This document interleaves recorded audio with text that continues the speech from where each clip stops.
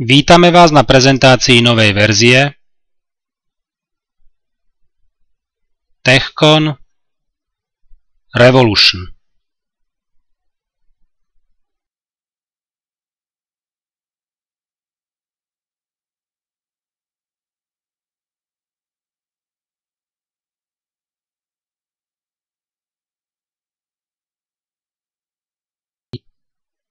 Pri použití niektorej z funkcií na rozdelenie okruhov nám program, keď prídeme nad okruh, zobrazí, nakoľko okruhov je tento okruh potrebné rozdeliť.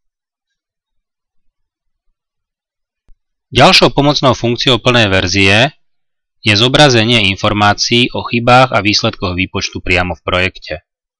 Nad každým okruhom nám program zobrazí textovú informáciu, kde máme údaj, nakoľko okruhov je okruh potrebné rozdeliť, údaj o prekročení tlakovej straty a celkovej dĺžke potrubia.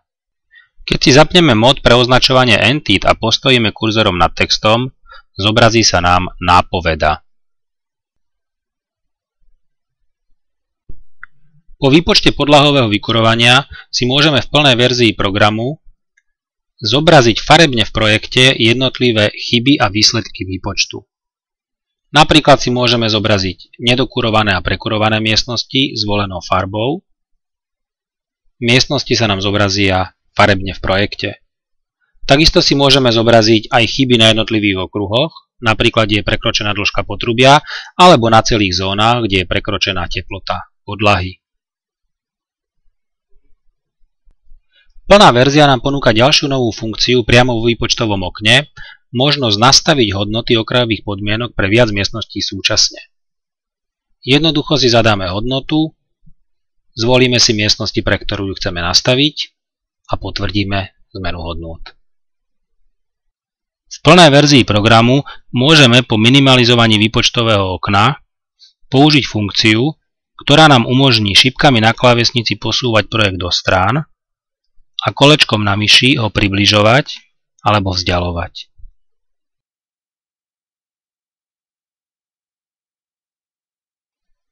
Ďalšou funkciou plnej verzie je možnosť označiť v projekte rovnaké potrubia. Môžeme sa rozhodnúť, či chceme označiť potrubia, ktoré majú rovnaký materiál a zároveň aj rovnakú dimenziu. Program nám ich v projekte nájde a označí. Týmto potrubiam môžeme potom napríklad vo vlastnostiach nastaviť izoláciu, dimenziu alebo im zmeniť materiál. Druhú možnosť máme označiť potrubia len podľa rovnakého materiálu bez ohľadu na dimenziu. Keď potrebujeme predĺžiť jednu dvojicu potrubí po inú dvojicu potrubí, stačí nám v plnej verzii programu označiť jeden typ potrubia a program nám predĺží prívod aj spiatočku súčasne. Pre napojenie vykurovacieho telesa na potrubia vedené pred ním môžeme využiť funkciu pre automatické dopojenie vykurovacieho telesa na potrubie. Ako vidíme v pravej časti, program nám na teleso vložil preddefinovaný blok pripojovacích potrubí, ktoré v podlahe dopojil na potrubia vedené pred telesom. Pokiaľ nám však tento preddefinovaný blok nevyhovuje, môžeme si v plnej verzii programu vytvoriť blok vlastný. Zakreslíme si na teleso pripojovacie potrubie podľa našich požiadaviek. Pôjdeme do steny a klesneme po podlahu. Zakreslíme odvodné potrubie.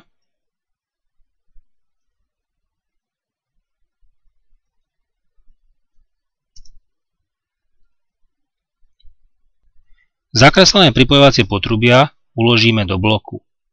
Označíme si vykurovacie teleso a v menu zvolíme funkciu Uložiť blok do súboru. Napíšeme názov bloku. Program nám do bloku uloží všetky potrubia, ktoré sú pripojené na toto teleso.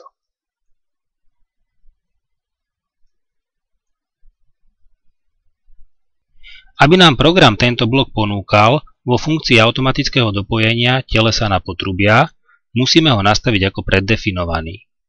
Zvolíme si funkciu Vložiť blok na vykurovacie teleso. Vidíme, že v zozname nám pribudol náš blok. označíme ho a stlačíme tlačítko Preddefinovaný. Keď teraz použijeme funkciu Dopojiť vykurovacie teleso na potrubie, program nám vytvorí pripojovacie potrubia na teleso z nášho nového preddefinovaného bloku a v podlahe nám ich dopojí na potrubia vedené pred telesom.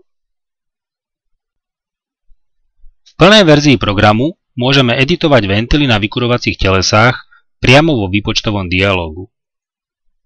Môžeme sa rozhodnúť, či budeme upravovať ventily len na telese na zvolenom okruhu, alebo či budeme upravovať ventily na všetkých telesách zo zvoleného poschodia, alebo na všetkých telesách v celom projekte. V hornom zozname nám program zobrazil všetky typy ventilov, ktoré sa nachádzajú na telesách v projekte. Pre označený ventil môžeme zmeniť výrobcu alebo vybrať od daného výrobcu iný typ ventilu. Po výbere ventilu stlačíme tlačítko Vymeniť ventil. Ventil sa vymení na všetkých telesách, na ktorých je osadený, podľa voľby, ktorú sme si zvolili. Pre označené ventily môžeme v tomto okne upraviť minimálnu tlakovú stratu pre autoritu ventilu. Môžeme sa rozhodnúť, či budeme ventil vo výpočte dimenzovať alebo nie. A pre ventily, ktoré majú možnosť regulácie, sa môžeme rozhodnúť, či bude tento ventil výpočet regulovať, alebo či ho nechá plne otvorený. Výmena ventilov na konkrétnom telese, alebo na všetkých telesách z poschodia, či na všetkých telesách v projekte, je vhodná napríklad vtedy, keď ventil nedokáže vyregulovať potrebnú tlakovú stratu a ostávajú nám veľké zostatkové dispozičné tlaky. Vykurovacie telesá pre editáciu ventilov môžeme označiť aj priamo v projekte a v menu zvolíme funkciu Výmena a nastavenie ventilov na VT. Pokiaľ necháme zatlačenú prvú voľbu, program nám vymení ventily na všetkých telesách, ktoré sme v projekte označili. Pre lepší prehľad o výpočte nám plná verzia ponúka v menu Výpočty možnosť zobrazenia čísiel okruhov priamo nad vykurovacími telesami v projekte. Zvýraznený je najnepriaznivejší okruh cez teleso číslo 1. Ďalšou možnosťou pre zvýšenie prehľadu o výpočte je zobrazenie informácií o úsekoch. Môžeme sa rozhodnúť, ktoré informácie chceme v projekte zobraziť. Informácie sa zobrazia priamo pri potrubiach v danom úseku.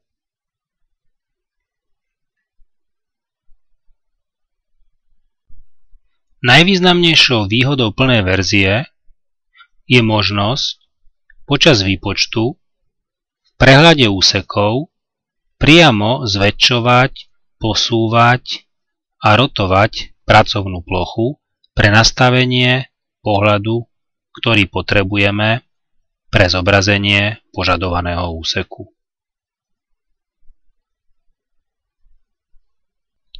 Druhou, nemenej významnou funkciou je možnosť vyhľadať akékoľvek potrubie priamo v projekte. Zatlačíme funkciu pre vyhľadávanie, označíme potrubie priamo v projekte a program nám nájde okruh a úsek, na ktorom je toto potrubie použité. Po stlačení tlačidla Označiť sa dostaneme priamo do výpočtového dialógu, kde si môžeme pozrieť parametre daného úseku. Zoznam vykurovacích telies navrhnutých do jednotlivých miestností môžeme v plnej verzii cez menu Súbor a funkciu Export dát uložiť do súboru. Program vytvorí dokument, v ktorom máme zoznam miestností a pre každú miestnosť zoznam vykurovacích telies, ktoré boli do nej navrhnuté so všetkými potrebnými údajmi. Pri návrhu vykurovacích telies máme v plnej verzii novú funkciu, ktorá nám umožní zobraziť pracovnú plochu. Po jej stlačení sa nám zobrazí pracovná plocha, ktorú si môžeme ľubovoľne posúvať, zväčšovať alebo zmenšovať. Môžeme si pozrieť konkrétnu miestnosť a skontrolovať v nej navrhnuté vykurovacie telesá. Po stlačení pravého tlačítka na myši sa opäť vrátime do okna pre návrh vykurovacích telies a môžeme pokračovať v návrhu. Ďalšou funkciou plnej verzie je rozdelenie chybových hlásení na 3 záložky. Na záložku chyby výpočtu, kde sa zobrazujú chyby len pre aktuálne vykonaný výpočet, na záložku upozornení, kde sa zobrazujú upozornenia len pre práve vykonaný aktuálny výpočet. Upozornenia nie sú kritické chyby, ako napríklad, že teplota zo zdroja je iná ako teplota, na ktorú bolo vykurovacie teleso navrhnuté a preto toto teleso bude mať v skutočnosti iný výkon. Treťou poslednou záložkou je záložka, kde sú zobrazené chyby a upozornenia zo všetkých predchádzajúcich výpočtov. Pri dimenzovaní vykurovacích sústav nám často vplyvom nepresnosti nastavenia ventilov zostávajú zostatkové dispozičné tlaky. V menu bilancie prehľad chyba výsledkov výpočtu si môžeme v poslednom stĺpci pozrieť zvýraznené červenou farbou zostatkové dispozičné tlaky na tých okruhoch, kde nám prekračujú maximálnu povolenú okrajovú podmienku, v tomto prípade 200 paskalov. V plnej verzii programu TechCon Revolution máme novú funkciu pre vyladenie zostatkových dispozičných tlakov.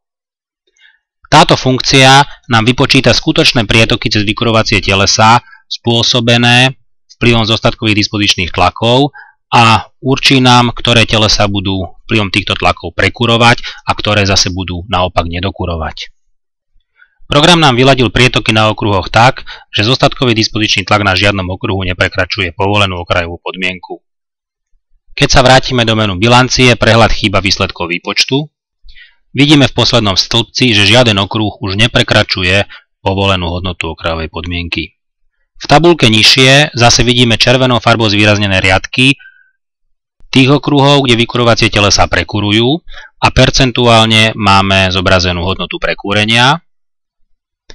A zase modrou farbou máme zvýraznené riadky na okruhoch, na ktorých vykurovacie telesá nedokurujú.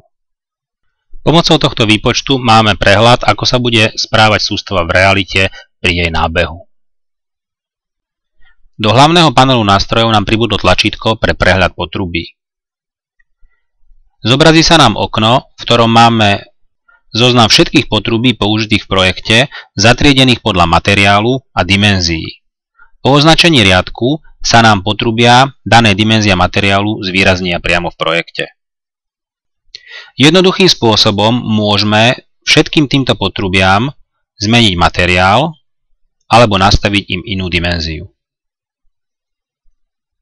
Veľkou pomôckou môže byť aj označenie potrubí tohto materiálu a tejto dimenzie inou farbou priamo v projekte. Označíme si prívod, označíme si spiatočku. Týmto spôsobom môžeme získať veľmi dobrý prehľad o tom, na ktorých miestach máme použitú konkrétnu dimenziu a konkrétny materiál pre potrubia.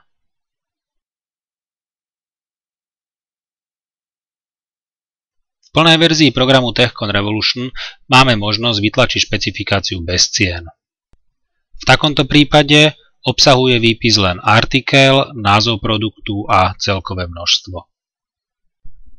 Ďalšou novou funkciou je možnosť exportovať výsledky špecifikácie do rozpočtového programu Cenkros.